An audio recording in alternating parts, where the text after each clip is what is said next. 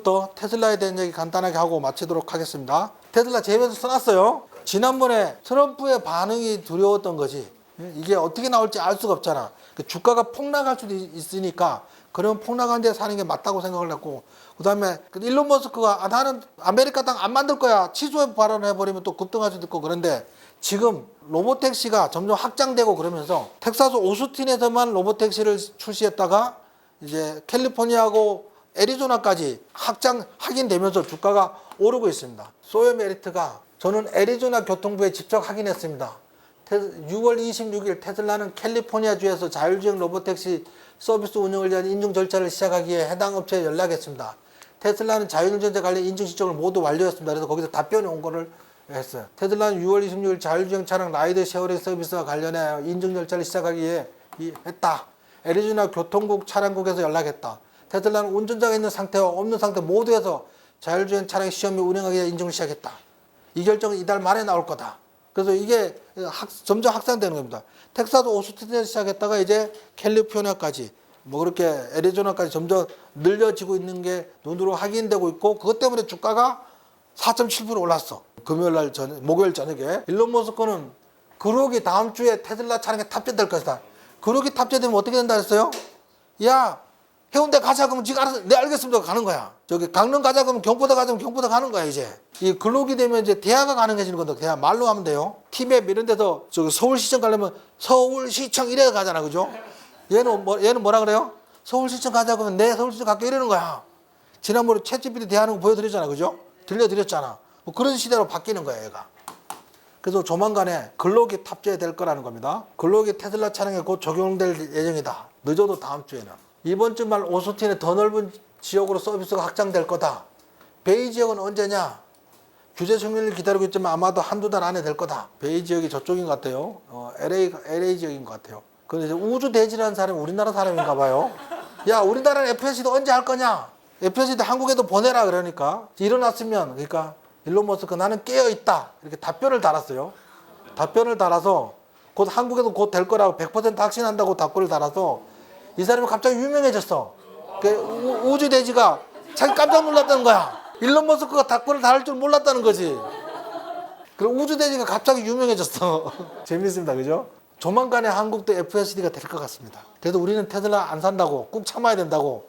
2029년에 사야 돼. 테슬라 지금 안 사고 참으면 걔가 테슬라 10대 되는데. 캐피탈 마켓 애널리스트 톱 나라야는 최근 테슬라 주식 매도세가 가도했다.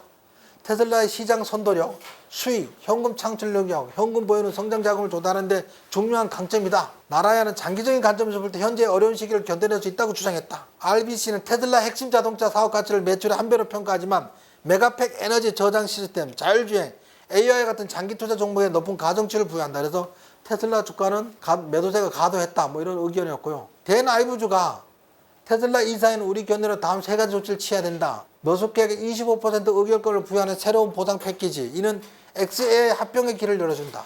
머스크가 테슬라에서 보내는 시간에 대한 기준, 몇 시간은 테슬라에 보내라는 가드레일을 해야 된다. 그걸 조건부 보상 패키지를 포함시킨다.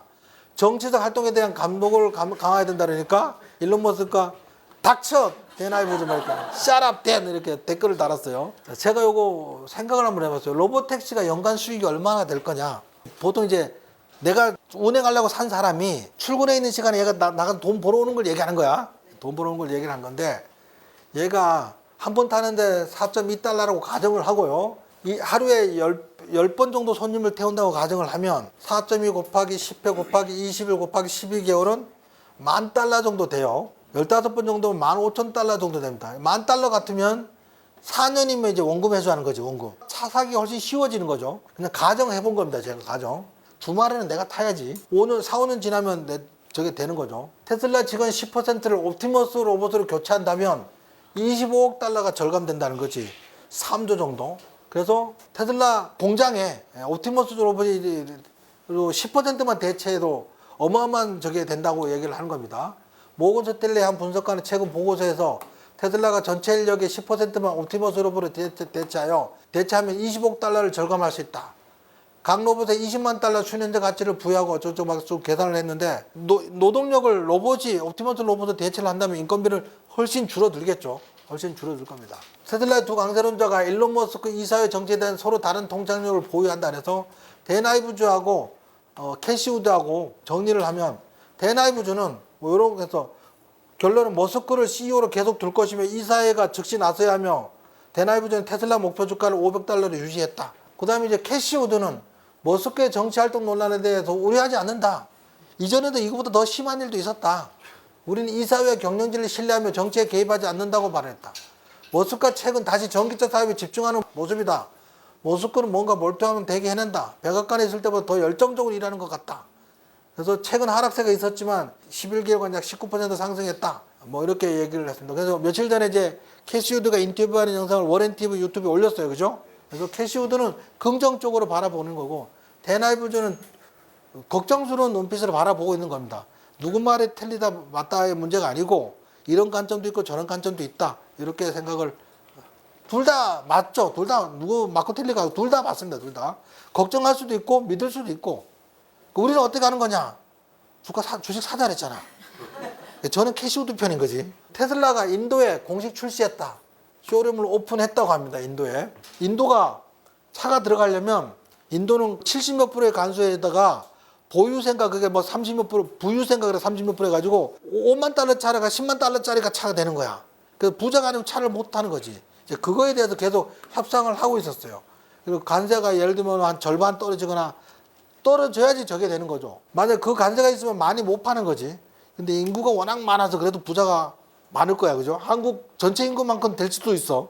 XAI, 저희는 전력 없는 속도로 컴퓨팅 성능을 20만 개의 GPU로 2배로 늘렸다. 100만 개의 GPU 로드벨을 가지고 있으며 AI 발전은 컴퓨팅에 주도되며 이 정도 규모의 속도를 구축한 기업은 아직은 없다. 뭐 그래서 이게 클러스터를 다시 한번 2단계로 업그레이드를 하는데 최고 단기간에 한 것 같습니다. 얘가 그 글록의 성능을 업그레이드 시키고 도지 컴퓨터하고 연계해서 자율주행 로봇을 통제하고 관리하고 뭐 그렇게 할 때 이 성능이 굉장히 중요한 겁니다. 그래서 XAI를 자회사로 편입하라고 막 그런 얘기를 하고 있는 거잖아요, 지금요. 자, 다시 한번 정리하자면 지금 우리 여기를 걷고 있어요. 여기요. 여기까지 걷고 있는 거고, 에너지 분야하고 AI 로봇, 아까 얘기했죠. 이제는 반도체 칩 싸움이 될 게 아니고 에너지 싸움이 될 거 있는데, 이 에너지 싸움에도 일론 머스크가 먼저 압도하고 있어. 메가팩 수출을 엄청나게 늘리고 있어요, 지금요. 자, 정리하자면 미국은 각 단독주택들이 있잖아. 단독주택에 걔들은 막 거리가 멀어서 정전이 되면 일주일씩 정전돼 버리는 거야. 근데 거기다가 태양광 패널을 깔고 거기에 하는 전력 저장 장치가 파워월에다가 태양광에서 발전한 걸 저장하면 그게 전기로도 쓰고 테슬라 충전도 하고, 그 다음에 파워링크를 통해서 인터넷도 되고, 자체적으로 문제가 없어. 정전이 돼도. 그 다음에 그걸 좀 산업용으로 만든 게 메가팩이야. 큰 전력 저장 장치. 그건 이제 막 해외 변전소, 그리드라 그러는데 변전소 이런 데다가 납품하고 그런 거예요. 그러니까 호주처럼 막 강한한 지역에는 그런 게 필요한 거예요. 그 메가팩 수출이 굉장히 늘어나고 있는 거죠. 그래서 메가팩은 산업용, 파워웰은 가정용, 이렇게 생각하시면 됩니다. 다 전력 저장 장치예요. 그 다음에 오늘 뭐 여기까지 수업하기로 하고요. 질문 있으실까요? 자, 질문 없으면 여기까지 하겠습니다. 수고하셨습니다.